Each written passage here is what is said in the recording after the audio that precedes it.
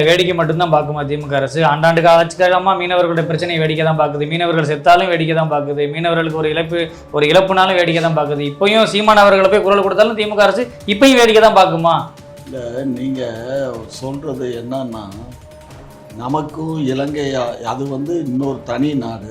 நம்ம தமிழ்நாட்டுக்குள்ள ஏதாவது பிரச்சனை நடந்தா நம்ம மீனவர்களுக்கு நம்ம உதவி செய்யலாம். இல்ல பட்ஜெட்ல போட்டாலும் சீமான் அவருடைய கொள்கையை தான் காப்பி அடிக்கிறாங்க. மீனவர்கள் பிரச்சனைனாலும் சீமானோட சொல்றதுதான் காப்பி அடிக்கிறாங்க. எதுனாலும் சீமானை தான் காப்பி அடிக்கிறாங்க. சீமான் இல்லாம திராவிட முன்னேற்ற கழகம் இன்னைக்கு ஆட்சியில எதுவுமே எல்லாமே காப்பி பேஸ்ட் அப்படின்னு சொல்றாங்க. இல்ல 1008 ஐபிஎஸ் ஆஃபீஸ் வச்சிருக்கோம், நாங்க பயப்படல, எதுவுமே காப்பி அடிக்கலன்னா ஏன் போராட்டத்துக்கு அனுமதி கேட்டா தர வேண்டியதானே? ஏன் பயப்படுறீங்க? நாம் தமிழர் கட்சி எப்பா போராட்டங்கிறது சட்டம் ஒழுங்கு பிரச்சனைப்பா. ஜனநாயக உரிமை போராட்டம்ங்கிறது, மக்கள் போராடுறது, கட்சி போராடுறது ஜனநாயக உரிமை தான்.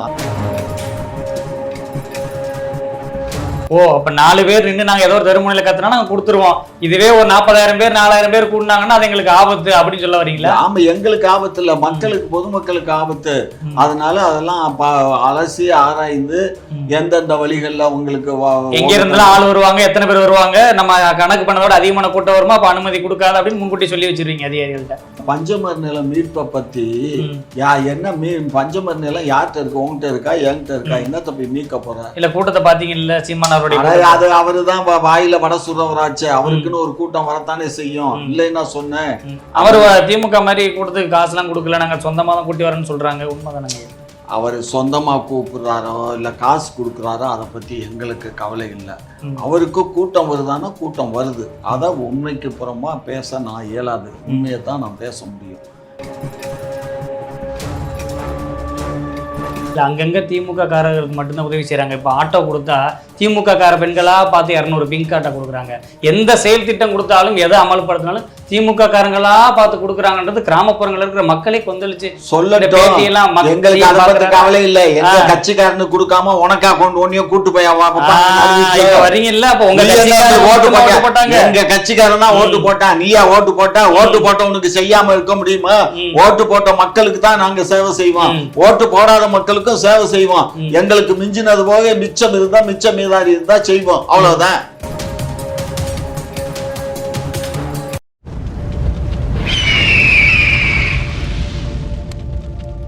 அரசியல் கருடன் பார்வையாளர்களுக்கு வணக்கம். இன்றைக்கு நம்மோடு சிறப்பு நேர்காணலில் இணைந்திருப்பவர் திமுகவுடைய மூத்த முன்னோடி ஐயா முனைவர் திரு காமாட்சி அவர்கள் இணைந்திருக்கிறார். அவரிடம் தமிழக அரசியல் கள நிலவரம் குறித்து பல்வேறு கேள்விகள் இருக்கிறது, கேட்டு தெரிந்து கொள்ளலாம். ஐயா வணக்கம். வணக்கம். நலமா இருக்கிறீங்களா ஐயா? மிக நலமாக இருக்கேன். திமுகவினர் எல்லாரும் மிக நலமா இருக்கிறீங்க. மீனவர்கள் விவசாயிகள் நலமா இல்லைங்க ஐயா நாட்டுல. அதுதான் போயிருக்காருல மாப்பிள்ள சாரு. மீனவர்கள் பிரச்சனையை முன்னெடுத்திருக்கிறாரு. ஒருங்கிணைப்பாளர் திரு சீமான் அவர்கள் இன்றைக்கு அங்க ராமேஸ்வரத்துல ஒரு பொதுக்கூட்டம் நடத்துறாரு. சரியா? அந்த பொதுக்கூட்டத்தை நடத்தி அவரு இலங்கை அரசை மிரட்டுறதுக்காக போயிருக்காரு. ஏற்கனவே அவர் என்ன பண்ணாரு, கச்சத்தீவை மீட்பதற்கு நான் ஒரு படை அமைப்பேன், அந்த படைக்கு எரிகுண்டுகளை கையில கொடுத்து கச்சத்தீவை மீட்ட வைப்பேன் அப்படின்னு எல்லாம் ஏற்கனவே பேசினார். சரியா? அது மாதிரி இப்போ அங்க போயிருக்காரு ராமேஸ்வரத்துக்கு. போய் இவர் பெரிய புரட்சி பண்ணி எப்படியாவது அங்கே இருக்கக்கூடிய மீனவர்கள் ஏகப்பட்ட பேரை பிடிச்சி வச்சுருக்கான். அவங்க படகுகள்லாம் 200 சொச்சம் படகுக்கு மேலே அங்கே இருக்குது. எல்லாத்தையும் மீட்டிட்டு வர போயிருக்காரு. சுந்தரபாண்டியன் மாதிரி, மதுரையை மீட்டிய சுந்தரபாண்டியன் மாதிரி இவர் ராமேஸ்வர மீனவர்களுடைய வாழ்வாதாரத்தை மீட்டி எடுப்பதற்காக திரு சீமான் அவர்கள் சென்றிருக்கிறார். வென்று வருவார், வேடிக்கை பார்ப்போம். இல்ல வேடிக்கை மட்டும்தான் பார்க்குமா திமுக அரசு? ஆண்டாண்டு ஆட்சிக்காலமா மீனவர்களுடைய பிரச்சனையை வேடிக்கை தான் பார்க்குது. மீனவர்கள் செத்தாலும் வேடிக்கை தான் பார்க்குது. மீனவர்களுக்கு ஒரு இழப்புனாலும் வேடிக்கை தான் பார்க்குது. இப்பயும் சீமான் அவர்களை போய் குரல் கொடுத்தாலும் திமுக அரசு இப்பயும் வேடிக்கை தான் பார்க்குமா? இல்லை, நீங்க சொல்றது என்னன்னா, நமக்கும் இலங்கை அது இன்னொரு தனி நாடு. நம்ம தமிழ்நாட்டுக்குள்ள ஏதாவது பிரச்சனை நடந்தா நம்ம மீனவர்களுக்கு நம்ம உதவி செய்யலாம்.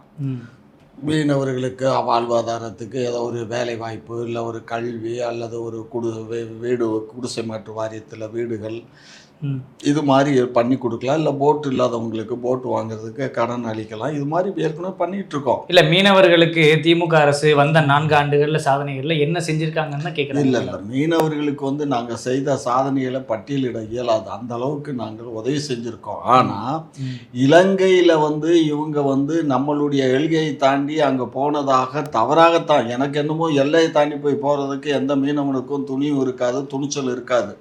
ஏதோ தெரியாதனமா போட்டு தானே டக்குன்னு நிமிஷத்துல ஒரு இடத்த தவறி போயிடும். இல்ல வலை வீசும்போது அந்த வலை அந்த பக்கம் போகும், வலைய போய் இழுக்கிறது கூட அந்த பக்கம் போயிருப்பான். அவன் எங்க இருந்துதான் கோத்தா பார்த்துக்கிட்டே இருப்பாங்கன்னு தெரியல, படக்குன்னு சுடுறான், இல்லைன்னா டபக்குன்னு வந்து நிக்கிறான் கப்பல் அங்கே வந்து நின்று எல்லாத்தையும் அள்ளி போட்டுட்டு கொண்டுட்டு ஓடி போயிடுறேன். ஸோ இது வந்து வழக்கமா இருக்கு. இல்ல நாம் தமிழர் கட்சியினருமே வழக்கமா வைக்கிறாங்க. ஆண்டாண்டு காலமா ஆதி முதலே திமுகவும் இந்த திராவிட கட்சிகளும் மாறி மாறி ஆண்டதுல இருந்து மீனவர்களுக்கு செவிசாய்க்கவே இல்ல, செத்துக்கிறதுனால பாக்குறதும் கிடையாது. இங்க பாரு, அது தவறு கண்ணு. அவரு மாப்பிள்ள சாரு அவர் இப்ப வர வர மோர் ஆயிட்டு வந்துட்டு இருக்காரு, சரியா? அவருக்கு கதி கலங்கி போச்சு. நாங்க அங்க மீனவனை பிடிச்ச உடனே அந்த அடுத்த நிமிஷமே நம்ம என்ன பண்றோம், வெளியுறவுத்துறை அமைச்சருக்கும் பிரதமருக்கு நம்ம கடிதம் எழுதலாம், போனை போட்டு பேசலாம், அவ்வளவுதான் செய்ய முடியும். இது பண்ண வேண்டியது வெளிநாடு பிரச்சனைங்கிறதுனால ஒன்றியம் தான் இதை செய்யணும். ஒன்றிய அமைச்சர் வந்து அவன் இதுக்கு முன்னாடி எங்க முதலமைச்சர் பேசியிருக்காரு பாருங்க, இதுக்கு முன்னாடி இருந்த அந்த வெளியுறவுத்துறை அமைச்சர்கள் பூரா தான் தூங்குனா, சரி இப்பயாவது இருந்தாலும் ஒரு IPS IAS ஆபீசர் இவன் வந்து நல்ல முறையில் இருப்பான்னு எதிர்பார்க்கிறோம். இருந்தாலும் அவங்களுக்கு மேல கொரட்டை விட்டு தூங்கிட்டு இருக்கான். இப்ப மோடி வந்து இலங்கைக்கு போறாரு, இவராவது கூப்பிட்டு வச்சு பேச்சுவார்த்தை நடத்தணும். ஒரு நட்பு நாட்டுல இந்த மாதிரி இருந்துகிட்டு இந்த மாதிரி மீனவர்களை இந்த மாதிரி துன்பப்படுத்துறது சரியில்லை அப்படின்னு எங்க முதலமைச்சர் பேட்டி கொடுத்துருக்காரு, தபாலும் அனுப்பிச்சிட்டு தான் இருக்கோம். நம்ம நேரடியா நமக்கு அதிகாரம் இருந்துச்சுன்னா நம்ம ஒரு படைக்கு தலைமை தாங்கி, நானே படைக்கு தலைமை தாங்கி போவேன். ஏற்கனவே நாங்க போய் அடிச்சு நொறுக்கி தான் பார்த்தா அவங்கள எல்லாம் மாற்றி நாங்கள் வந்து ஆண்டுகிட்டு இருந்தோம். கிட்டத்தட்ட ஒரு 400-500 ஆண்டுகள் வந்து நாங்கள் இலங்கையை ஆண்டோம். அந்த பரம்பரையில் வந்தவங்க தான் நாங்கள்லாம், சரியா? அதுக்கெல்லாம் அஞ்ச மாட்டோம். ஆனால் இப்போ என்னன்னு கேட்டேன்னா, இந்த நாடு சுதந்திரம் அடைஞ்சதுக்கு அப்புறம் இப்போ வந்து அது தனி நாடாக போச்சு. முன்னாடி சென்னை மாகாணத்தோட சில மாவட்டங்கள்லாம் இணைச்சிருந்தானுங்க இலங்கையில். அது தெரியுமா உங்களுக்கு? தெரியாது. இலங்கையை முழு இலங்கை வந்து என்ன பண்ணா, சென்னை மாகாணமா பிரிட்டிஷ்காரன் ஆட்சி காலத்தில் அந்த இதுவும் இங்கேருந்து தான் ஆட்சி பண்ணிட்டு இருந்தாங்க. அந்த அளவுக்கு தான் இருந்தது அப்போ எல்லாம் இந்த பிரச்சனை வரல. இப்ப இந்த நாடு சுதந்திரம் அடைஞ்சதுக்கு அப்புறம் தான் இந்த பிரச்சனையை இந்த நாயை சீமான் மட்டும்தான் பேசுறாரு மீனவர்கள் பிரச்சனையை. திமுக தவறு. நீங்க மட்டும் உடனே மத்திய அரசு தான் எங்களுக்கு எந்த பொறுப்பு, சீமான் மட்டும் பேசுறாருங்கிறது தவறு. நாங்க 24 மணி நேரத்துல அதிகமா நாங்க பேசுறது வந்து இந்த மீனவர்கள் பிரச்சனைக்கு தான் எழுதுறோம். மீனவர் பிரச்சனைக்கு தான் நாங்க கடிதம் எழுதிக்கிட்டே இருக்கோம், போன் போட்டுக்கிட்டு இருக்கோம், பேசிக்கிட்டு இருக்கோம். இதை வந்து நம்ம வேற பார்லிமெண்ட்லயும் பேசுறோம், பார்லிமெண்ட்லயும் பேசாம இல்ல. ஏற்கனவே வைகோ அவர்கள் வந்து முந்தானெல்லாம் கடுமையா சாடிட்டாரு. எப்படி மன்னிப்பு கேள் கனிமொழிகள் மன்னிப்பு கேள், அதான் சொல்றீங்களா? அது வேற. இப்ப அவரு முந்தா நாள் என்ன பேசினாரு, ஆங்கிலத்திலே பேசல, எங்களுடைய மீனவர்களுடைய வாழ்வாதாரமே வந்து நாசமாகிக்கிட்டு இருக்கு, ஒன்றிய அரசு 10 ஆண்டு காலமா எதுவுமே செய்யல, ஏதாவது பண்ணி அவர் தான் சொன்னார், பிரதமர் அங்க போறாரு வர்றாரு, இவ்வளவு நடக்குது, ஏன் இதை டிப்ளமேட்டிக்ஸ் ஏன் பேசி முடிக்கக்கூடாது? இல்ல எங்களுக்கு அதிகாரம் இருந்தா நாங்களே பண்ணிடுவோம், அப்ப தமிழ்நாட்டுக்கு அதிகாரத்தை கொடுங்க, தமிழ்நாடு தனி நாடா போயிரும், ஜாக்கிரதைன்னு எச்சரிச்ச பேச. 24 மணி நேரம் இல்லை நினைக்கலையா மீனவர்? 24 மணி நேரத்தை விட மறுநாள்ல கடன் வாங்கி மீனவர்கள் நினைக்கிறாங்க. அதனாலதான் இன்னைக்கு தமிழ்நாட்டுல மீனவர்கள் முக்கு போராடிட்டு இருக்காங்க, விவசாயிகள் ஒரு பக்கத்து போராடிட்டு இருக்காங்க. விவசாயிகள் போராட்டங்கிறத ஆண்டாண்டு காலத்துக்கு அழுது புரண்டாலும் மாண்டோர் வருவாராங்கிற மாதிரி விவசாயிகளுடைய பிரச்சனை வந்து அது இந்த தேசத்தினுடைய முதுகெலும்பு போன்றது. எல்லா மனுஷனுக்கும் முதுகெலும்புன்னு ஒண்ணு இருக்கும். விவசாயிகள் தான் முதுகெலும்புன்னு சொன்னாங்க. திமுக வந்து விவசாயிகளுடைய பிரச்சனை எங்களுக்கு முதுகெலும்புன்னு சொல்றீங்க. ஆமா, விவசாயிகள் தான், விவசாயிகளுடைய முதுகெலும்பு எங்க பிரச்சனை தான். விவசாயிகளுடைய பிரச்சனையை வச்சுதான் நாங்க அரசியல் பண்ணிட்டு இருக்கோம் காலங்காலமா. நாங்க எதையும் சரி பண்ண மாட்டோம். அப்படி இல்ல, விவசாயிகளை வந்து வாழ வைத்தால்தான் ஒரு அரசு வாழ முடியும். விவசாயி இல்லைன்னா அவன் சேத்துல காலை வைக்கல செய்யலைன்னா நீ சோத்துல கையை வைக்க முடியாதுங்கிறது முன்னொரு பழமொழி. அந்த பழமொழிக்கு ஏற்ப நாங்கள் அவங்களுக்கு வந்து அவங்களுடைய இது வந்து என்னன்னா நெல்லுக்கு வந்து இப்போ கரும்புக்கு கொஞ்சம் ரேட் கூட்டினாங்க, இப்போ நெல்லுக்கும் விலை கூட்டணுங்கிறாங்க. நெல்லுக்கு விலையை கூட்டினா நம்ம பூராமே இலவச அரிசி தான் கொடுத்துக்கிட்டு இருக்கோம். இப்படிப்பட்ட சூழ்நிலையில் நெல்லுக்கு வந்து ஒன்றிய அரசு தான் அதை அவங்க வந்து அலௌன்ஸ் பண்ணணும். அவங்க பண்ணாங்கன்னா அதை ஒட்டி நம்மளும் பண்ணிடலாம். சரியா? ஆகையினால கொஞ்சம் இல்ல பட்ஜெட்ல போட்டாலும் சீமான் அவருடைய கொள்கையை தான் காப்பி அடிக்கிறாங்க. மீனவர்கள் பிரச்சனைனாலும் சீமானோட சொல்றதுதான் காப்பி அடிக்கிறாங்க. எதுனாலும் சீமானை தான் காப்பி அடிக்கிறாங்க. சீமான் இல்லாம திராவிட முன்னேற்ற கழகம் இன்னைக்கு ஆட்சியில எதுவுமே எல்லாமே காப்பி பேஸ்ட் அப்படின்னு சொல்றாங்க.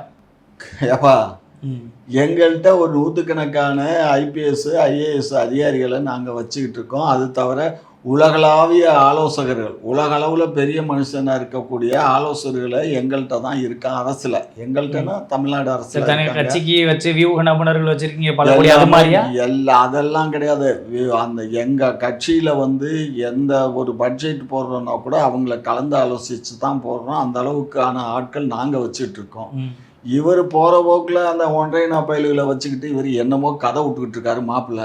அதையும் நம்பிக்கிட்டு உங்களை மாதிரி ஆளு ஊடகத்துல உட்காந்துட்டு என்ன கேள்வி கேட்கிற, நீ என்ன இது 1000 பேர் கலாய்க்க போறேன் நான் இதை பேசுனேன்னு வச்சுக்கோ, எல்லாம் மாப்பிள்ளையோட கட்சிக்காரன் பூரா காமாட்சி நாயுடு இந்த மாதிரி சொன்னாருன்னு இல்ல 1008 IPS வச்சிருக்கோம் நாங்க பயப்படல, எதுவுமே காப்பி அடிக்கலன்னா ஏன் போராட்டத்துக்கு அனுமதி கேட்டா தர வேண்டியதானே? ஏன் பயப்படுறீங்க? நாம் தமிழர் கட்சி ஏப்பா போராட்டங்கிறது சட்டம் ஒழுங்கு பிரச்சனைப்பா. ஜனநாயக உரிமை போராட்டம்ங்கிறது, மக்கள் போராடுறது, கட்சி போராடுறது ஜனநாயக உரிமை தான். அந்த உரிமை ஒரு அளவுக்கு ஒரு எல்லையில தான் நிக்கணும். எல்லையை மீறும் போது எதுவுமே நஞ்சுப்பா ஒண்ணும் இல்ல. தேனு இனிப்பு தான். அதுக்காக தேனை ஒரு பாட்டில் தேனை நீ குடிச்சிட்டு உயிர் வாழ இயலுமா? ஓ அப்ப 4 பேர் நின்று நாங்க ஏதோ தெருமுனையில கத்துனா நாங்க கொடுத்துருவோம். இதுவே ஒரு 40,000 பேர் 4,000 பேர் கூடினாங்கன்னா அது எங்களுக்கு ஆபத்து அப்படின்னு சொல்ல வரீங்களா? ஆமா, எங்களுக்கு ஆபத்து இல்ல, மக்களுக்கு பொதுமக்களுக்கு ஆபத்து. அதனால அதெல்லாம் அலசி ஆராய்ந்து எந்தெந்த வழிகள்ல உங்களுக்கு எங்க இருந்தாலும் ஆள் வருவாங்க, எத்தனை பேர் வருவாங்க, நம்ம கணக்கு பண்ணதோட அதிகமான கூட்டம் வருமா, அப்ப அனுமதி கொடுக்காது அப்படின்னு முன்கூட்டி சொல்லி வச்சிருவீங்க அதிகாரிகள்ட்ட. அதிகாரிகள்கிட்ட நாங்க எதுக்கே சொல்லி வைக்கணும்? அதிகாரிக்கு வேலையா தானையா? நீ வந்து இப்ப வந்து ஒரு திமுக வள்ளுவர் கூட்டத்துல கூட்டம் நடத்தினா அதுக்கு அனுமதி கொடுக்கணும். மத்திய அரசுக்கு எதிராக ஏதாவது தோழமை கட்சியில் நடத்தினா அது கொடுக்கணும். ஆனா நாம் தமிழர் கட்சிக்கு மட்டும் கொடுக்க கூடாது. வள்ளுவர் கோட்டமே இனி எவனுக்குமே இல்ல. இப்ப வள்ளுவர் கோட்டத்துல இன்னும் ஒரு 2 ஆண்டு காலம் ஆகும். அதனால இப்ப அங்க பால வேலை நடக்க போகுது. அதனால அந்த இடத்த கேன்சல் பண்ணி எல்லாத்தையும் போங்கன்னு சொல்லி இதுக்கு அனுப்பிச்சிட்டோம், மாங்குள்ள பக்கம். அதாவது இப்ப திமுகவினருக்கு மட்டும் அனுமதி இருக்கும், எங்கனாலும் உள்ளக்கே உடனடி அனுமதி உண்டு. எல்லாத்துக்குமே கிடையாது. திமுக மட்டும் இல்ல, எந்த அரசியல் கட்சிக்கும் வள்ளுவர் கோட்டத்துல ஆர்ப்பாட்டம் செய்வதற்கு அனுமதி இல்லை. உண்ணாவிரதம் அமர்வதற்கும் அனுமதி இல்லை. சாதிவாரி கணக்கெடுப்புக்கும் பஞ்சமரம் மீட்புக்கும் மிகப்பெரிய ஒரு பேரணி வந்தது, அளவு கடந்த கூட்டம் வந்ததுன்னு இன்னைக்கு அத்தனை பேர் இன்னைக்கு சொல்றாங்க. அடுத்து மீனவர்கள் பிரச்சனை கூட்டமா இருக்காங்க. நீங்க எல்லாம் பைத்தியமா? பஞ்சமர் நிலம் மீட்பை பத்தி என்ன பஞ்சமர் நிலம் யார்கிட்ட இருக்கு? உங்ககிட்ட இருக்கா, என்கிட்ட இருக்கா? என்ன தப்பி மீட்க போற? இல்ல கூட்டத்தை பாத்தீங்கல்ல சீமான் அவருடைய, அது அவருதான் வாயில வட சுடுறவராச்சு. அவருக்குன்னு ஒரு கூட்டம் வரத்தானே செய்யும். இல்லைன்னா சொன்னேன், அவர் திமுக மாதிரி கூட்டத்துக்கு காசு எல்லாம் கொடுக்கல, நாங்க சொந்தமா தான் கூட்டி வரேன்னு சொல்றாங்க. உண்மைதானங்க? அவர் சொந்தமாக கூப்பிடுறாரோ இல்லை காசு கொடுக்குறாரோ அதை பற்றி எங்களுக்கு கவலை இல்லை. அவருக்கு கூட்டம் வருதானா கூட்டம் வருது. அதை உண்மைக்கு புறமா பேச நான் இயலாது. உண்மையை தான் நான் பேச முடியும். தன்னலமற்ற தொண்டர்கள் வருவதாக மாப்பிள்ளை சொல்கிறாரு, நானும் அதை நம்புகிறேன். புரியா? அதே வேளையில் இந்த அரசு என்ன செய்ய இயலுமோ அதைத்தான் செய்ய இயலும். அதிகப்படியாக ஒரு இதை கூட நகட்ட முடியாது. நாங்கள் வந்து இவர் மாப்பிள்ளை சொல்கிற மாதிரி நாங்கள் இங்கே வந்து நெய்தல் படையை வச்சு நாங்கள் போய் இலங்கையில் சண்டை போட்டு நாங்கள் பண்ணிடுவோம்னு சொல்கிறாரு. அந்த மாதிரி எல்லாம் போக முடியாது. அவன் எல்லையை தாண்டினாலே அவன் வந்து அங்கேருந்து குண்டுகளை போட்டு டொப்புக்குன்னு சுட்டுப்பிடுவான். சரி, நீங்கள் மத்திய அரசிட்ட போய் நீங்கள் சண்டையும் போட வேணாம், நீங்கள் கேட்கோ வேணாம், நீங்கள் உள்துறை அமைச்சருக்கு லெட்டர் எழுதுங்க. இன்னைக்கு தமிழ்நாட்டு மக்களுக்காக நலனுக்காக தான் சீமான் அவர்கள் போய் குரல் கொடுக்குறாரு. திமுகவும் எல்லா கட்சியிலும் போய் ஆதரவு கொடுக்க வேண்டியதானே, போய் நீங்கள் அழுத்தம் கொடுக்க வேண்டியதானே. உங்களுக்கு தான் பாஜக எதிரியாச்சே. இங்க பாரு, பாஜக எதிரிங்கிறதுக்காக யார் யாருக்கு முன்னிறுத்தல் நடத்துறாங்கிறது தெரியணும். அவர் கட்சியை வளர்க்கறதுக்காக வேஷம் போடுறாரு. அந்த பிசுறு அந்த கட்சியை விட்டு போச்சுங்கிறதுக்காக அந்த பிசுறுக்காக அவர் அங்க ஒரு கூட்டத்தை ஏற்பாடு பண்ணியிருக்காரு. அந்த பிசுறு மறுபடியும் வந்து ஒட்டும் போல இருக்கு அந்த பசை. அதுக்குதான் மாப்பிள்ள அங்க ஒரு ஐடியா பண்ணியிருக்காருன்னு அவர் பேர் வாங்குறதுக்காக மீனவர்கள் வச்சு கூட்டம் நடத்துறதா நீங்க சொல்றது போல வச்சுக்கிறோம். அப்ப திமுக சார்பில் மீனவர்கள் நலனுக்காக என்ன பண்ணிருக்கீங்கன்னு கேட்பாங்கல்ல. அடுத்தது திமுக மீனவர்கள் நலனுக்கு எப்ப போராட்டம் பண்ணி அழுத்தத்தை கொடுக்க போறீங்க? நாங்க தான் பண்ணிக்கிட்டே இருக்கமேப்பா. எப்பங்க என் வீட்டுக்குள்ளே பண்ணிட்டு இருக்கீங்களா? அது பார்லிமெண்ட்ல பண்றோம். அப்புறம் என்ன பார்லிமெண்ட் எல்லாம் நீ பாக்குறது இல்லையா? பார்லிமெண்ட்ல பண்றீங்க. பார்லிமெண்ட்ல தான் பண்ணணும், அங்கதான் பண்ண இயலும். சும்மா இங்க ரோட்ல நின்று கத்துறதுனால ஒண்ணும் ஆகாது. நாய் கூட தான் ரோட்ல குலைக்குது, அது மாதிரி நீயும் குலைச்சுக்கிட்டு என்ன தேவையாது? அதாவது இதெல்லாம் அரசியல் பண்றதுக்காக திரு சீமான் அவர்கள் பண்ணக்கூடிய ஒரு அப்பட்டமான ஒரு அரசியல். அந்த அரசியல் அவர் பண்ணட்டும், அவருக்கு வாழ்த்துக்கள். நெஞ்சு புடைக்க மூக்கு விடைக்க பேசுவாரு. இன்னைக்கு ஏர்போர்ட் மூர்த்தியும் போயிருக்காரு, அவரும் பேசுவாரு. எல்லாம் பேசி நெய்தல் படையை ரெடி பண்ணி இலங்கையோட சண்டை போட்டு எல்லாத்தையும் மீட்டி எடுத்துட்டு வரட்டும். இல்ல நாங்க எது வேணாலும் பண்ணட்டும், என்ன வேணாலும் பண்ணி பாருங்க, நாங்க நினைக்காம எதுவும் நினைக்காது. எப்படி நாங்க கச்சத்தீவை தார வார்த்தமோ அது போல நாங்க கைகட்டி வேடிக்கை பார்ப்போம் அப்படின்னு எடுத்துக்கலாமா? கச்சத்தீவை நாங்க தார வார்த்தோம்னு சொல்றதே தவறான தவள் தம்பி. நீங்க வந்து தாரை வார்த்தவர்கள் கூட இருந்து நாங்க சப்போர்ட் பண்ணுவோம், எல்லாம் கை கட்டி வேடிக்கை பார்ப்போம். ஒன்றிய அரசு என்ன செய்யுதோ அதை வந்து நம்ம வந்து ஏதோ இலைமறைவு காய்மருவா தான் நம்ம மறுக்க முடியுமே தவிர டைரக்டா கொடுக்க கூடாதுன்னு சொல்லி இங்க போராட்டம் பண்ணா உன் போராட்டத்தை பார்த்துட்டு அவன் விட போறானா? அவன் அங்கே ஒரு பேப்பர்ல கையெழுத்த போட்டு அவன் அலௌன்ஸ் பண்ணிட்டு டெல்லியில இருந்த வாக்கெல்லாம் பண்ணிட்டு போய் இல்லை கொஞ்சமாவது தமிழ்நாட்டு மக்கள் மீது அக்கறை இருந்தால் இன்னைக்கு திமுக அரசு வந்து மீனவர்கள் நலனை கருத்தில் கொண்டிருக்கும். பட்ஜெட்ல மீனவர்கள் நலன்ல கொஞ்சமாவது இருந்திருக்கும், விவசாய நலனில் கொஞ்சமாவது இருந்திருக்கும் தானே இன்னைக்கு நாம் தமிழர் கட்சியினர் குற்றச்சாட்டு முன் வைக்கிறாங்க. பட்ஜெட்ல மீனவர்களுக்காக நாங்க சீமான் அவர்கள் தான் சொல்லிட்டாரு, பட்ஜெட்ல விவசாயிகளுக்கான ஒரு நலத்திட்டம் எல்லாம் கண் துடைப்பு எதுவுமே செயல்படுத்த முடியாது, வெறும் பேப்பர் தான்.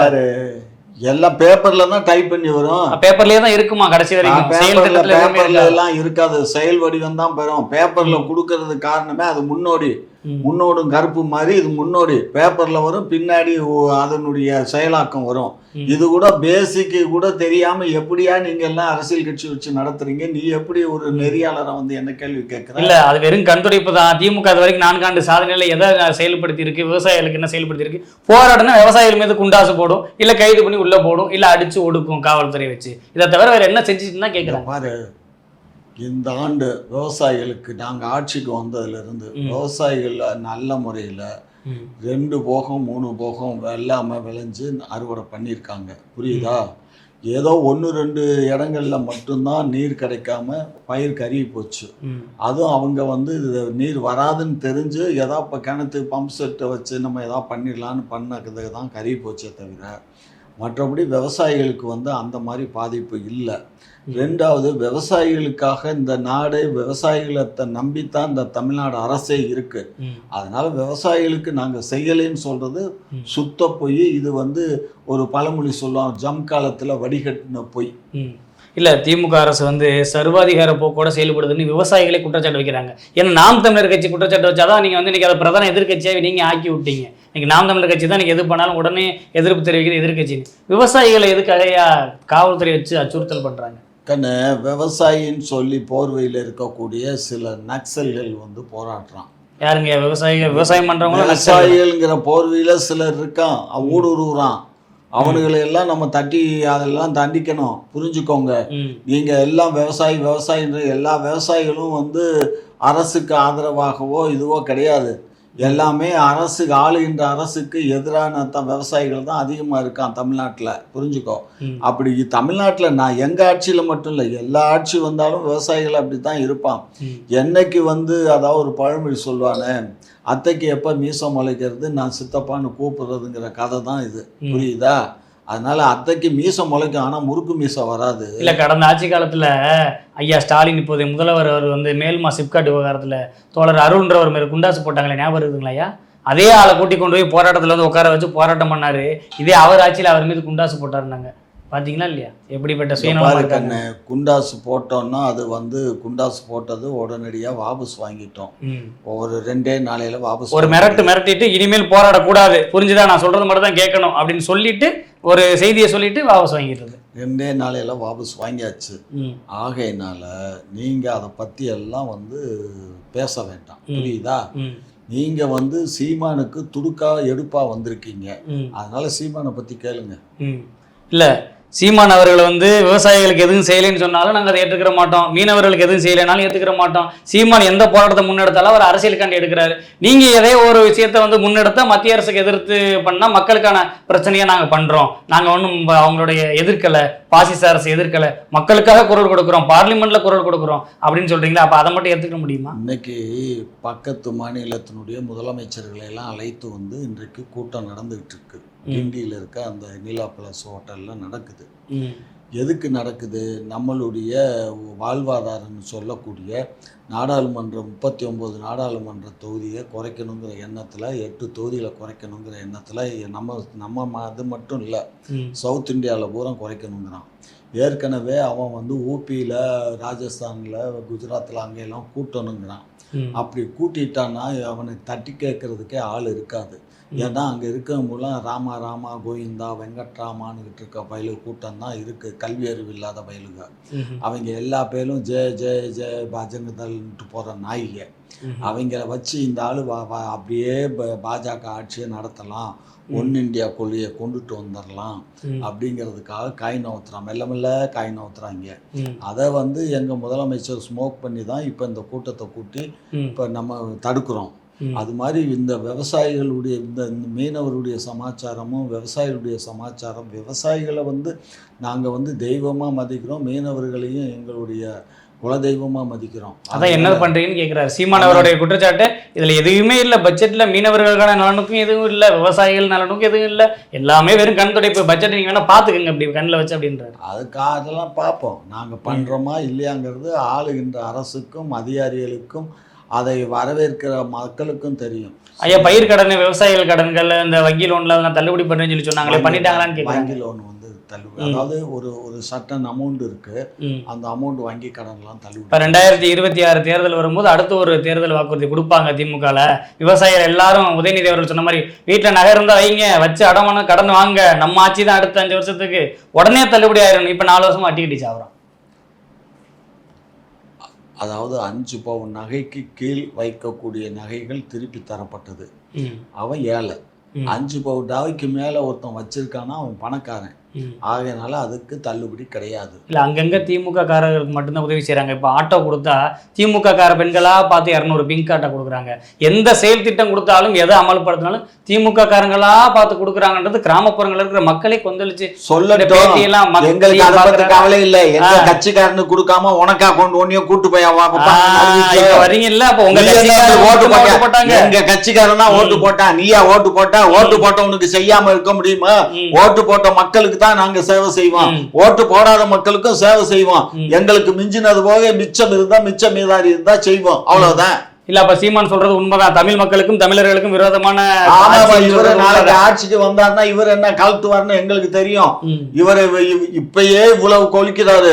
இவரு தப்பி தவறி ஒரு காலத்துல வந்து உட்காந்துட்டாருன்னு வச்சுக்க ஆட்சி பொறுப்புல மூட்டையை கட்டிட்டு கிளம்பிடுவீங்களா? மூட்டையை கட்டி நாங்க கிளம்ப வேண்டியது இல்லை. அவரு ஒட்டு மொத்தமா எல்லாத்தையும் சுருட்டிட்டு இந்த தேசத்தை விட்டே போங்கடா, நீங்களும் மாச்சு உங்க நாடு மாச்சுன்னு கிளம்பிடுவாரு. இத்தனை வருஷமா 60 ஆண்டுகளாக ஆண்ட நீங்களே இன்னும் சுருட்டிட்டு போகலைன்னு தான் அவர் சொல்றாரு. வச்சிருக்கீங்களா மிச்சம்? அப்ப அவர் மட்டும் உடனே வந்த உடனே சுருட்டிட்டு போயிடுவாரா? இவங்க மட்டும் போக மாட்டாங்களா? இங்க பாரு, யார் ஆட்சிக்கு வந்தாலும் தன்னுடைய கட்சி தொண்டர்களை, அவங்க அந்த கட்சியினுடைய உழைப்பாளர்களை, கட்சியை சார்ந்தவங்களை தான் கவனிப்பாங்க. அதுக்கு அடுத்து தான் அடுத்தவங்களை கவனிப்பாங்க. அது எங்க கட்சி மட்டும் இல்லை, எல்லா கட்சிக்கும் ஏற்புடையது தான். ஏன்னா அவன் இப்ப நாளைக்கு சீமான் கட்சியில எல்லா பேரும் ஊர்வலத்துக்கு அப்புறம் ஏன் தமிழ்நாட்டு மக்கள் எங்கள் நலனை கருத்து கொண்டோம், தமிழ்நாட்டு மக்கள் எங்கள் கண்கள் சொல்லணும், எங்க கட்சிக்காரர்கள் எங்கள் கண்கள், எங்க கட்சிக்காரர்களை நன்றாக பார்த்துக்கொள்வோம், எங்க கட்சிக்காரர்களுக்கு எந்த குறையும் இல்லைன்னு சொல்ல வேண்டியது ஐயா ஸ்டாலின் அவர்கள். நாங்க இங்க பாரு, நாங்க பேசுறதுல எல்லாத்தையும் நாங்க பன்மையில தான் பேச முடியும், ஒருமையில பேச இயலாது. நாங்க பன்முகத்தன்மை கொண்ட மக்கள், அதனால பன்முகத்துல தான் நாங்க பேசுவோம், ஒருமையில பேச இயலாது. நேரலை கலந்து கொண்டு உங்களுடைய கருத்துக்களை பதிவிட்டமைக்கு நன்றி ஐயா. நன்றி.